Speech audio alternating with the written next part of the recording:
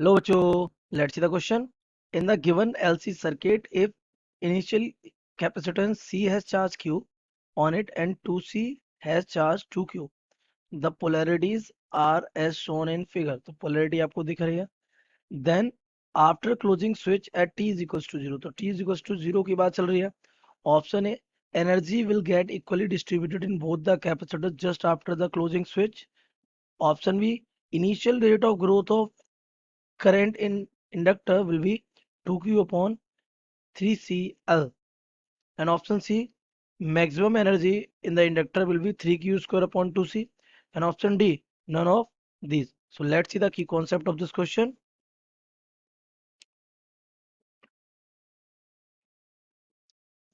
तो बेटा अगर हम अपने सर्किट को देखें तो सर्किट में हमारा एल है और कैपेसिटेंस है, इंडक्टर और कैपेसिटेंस का सर्किट है. तो पहले ये की क्या थी, ओपन थी.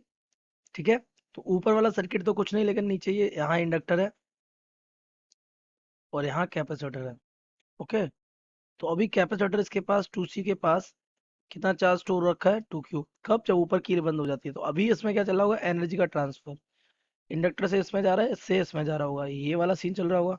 ठीक है, इसके बाद वो क्या कह रहा है, हमने ऊपर वाला जो स्विच था, ऊपर भी क्या लगा हुआ था, कैपेसिटर, तो दिया बंद.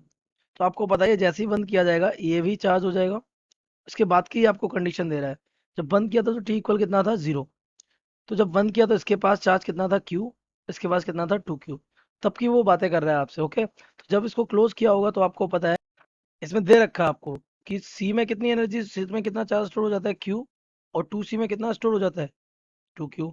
तो आपको पता है जो कैपेसिटर में स्टोर्ड एनर्जी होती है that is given by half q square upon C. This is the energy stored in capacitor. तो अगर हम दोनों कैपेसिटर्स की एनर्जी कैलकुलेट करें तो फर्स्ट वाले कैपेसिटर की एनर्जी हो जाएगी E1 is equal to half q square upon C, क्योंकि उसमें चार्ज क्यू स्टोर हुआ है और उसका कैपेसिटेंस भी कितना है, सी. अगर दूसरी वाली कैलकुलेट करेंगे तो हो जाएगी हाफ क्यू, क्यू कितना है बेटा, 2Q है, स्क्वायर अपॉन सी कितना है, 2C है. तो ये E2 इक्वल हो जाएगा हाफ, ये हो जाएगा 4Q स्क्वायर अपॉन 2C. और ये कैंसिल हो जाएगा. तो E2 इक्वल आ जाएगा, कितना टाइम कैंसिल होगा, 2 टाइम्स. तो ये हमारा इक्वल हो जाएगा 2 टाइम्स ऑफ E1. लेकिन क्या E2 और E1 इक्वल है, E2 और E1 इक्वल नहीं है. तो हम अपने अगर पहले वाले ऑप्शन को देखेंगे तो पहला वाला ऑप्शन आप ऑटोमेटिकली यहाँ से क्या हो जाएगा, रॉन्ग हो जाएगा, क्योंकि वो क्या कह रहा है, क्लोज करने के तुरंत बाद एनर्जी क्या हो गई, इक्वल. सो नहीं है. अब second, initial rate of current growth in the inductor 2Q upon 3CL. तो देखो इनिशियल रेट, जैसे ही टी इक्वल पे 0 पर कैपेसिटर कनेक्ट होगा, कैपेसिटर क्या आ जाएगा, capacitor C is involve. Okay, तो जैसे ही इन्वॉल्व होगा आपको पता है ये जो कैपेसिटर है यहाँ पे ये क्या करना स्टार्ट कर देगा, अपोज. जैसे इसकी पोलैरिटी पॉजिटिव है, ये अपनी इस पोलैरिटी को पॉजिटिव और इसको कैसा बना लेगा, नेगेटिव. और यहाँ से करंट को अपोज करना स्टार्ट करेगा. और अपोज करना स्टार्ट करेगा, करंट इसमें होगा ही नहीं.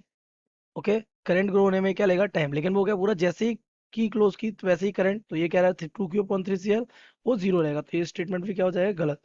फिर पूछा maximum energy in the inductor will be. तो इंडक्टर की मैक्सिमम एनर्जी की बात कर रहा है. तो मैक्सिमम एनर्जी की अगर बात की जाए तो मैक्सिमम एनर्जी में सर्किट अगर देखा जाए तो दो कैपेसिटर आपके पैरेलल में है, इन दोनों से एक कैपेसिटर बन सकता है. कनेक्ट करने के बाद की बात कर रहा हूँ. ओके, तो मैक्सिमम एनर्जी,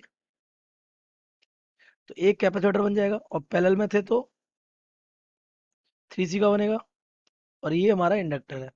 इंडक्टर में एनर्जी वही तो आएगी जो इसके पास होगी, है ना.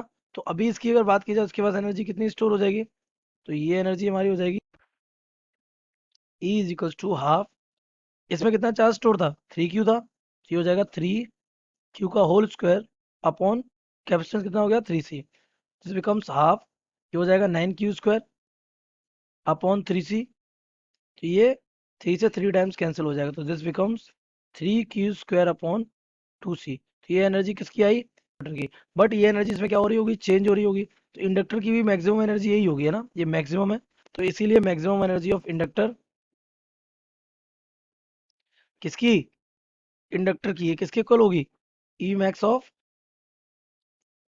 कैपेसिटर. तो ये भी हमारी क्या हो जाएगी, 3Q स्क्वायर अपॉन 2C. तो अगर अपने ऑप्शन को हम चेक करें तो ये ऑप्शन हमारा कैसा हो गया, सही हो गया. तो नन ऑफ दीज हो नहीं सकता. तो correct option is C. So we can say the correct option C. I hope you have understood it well. Best of luck.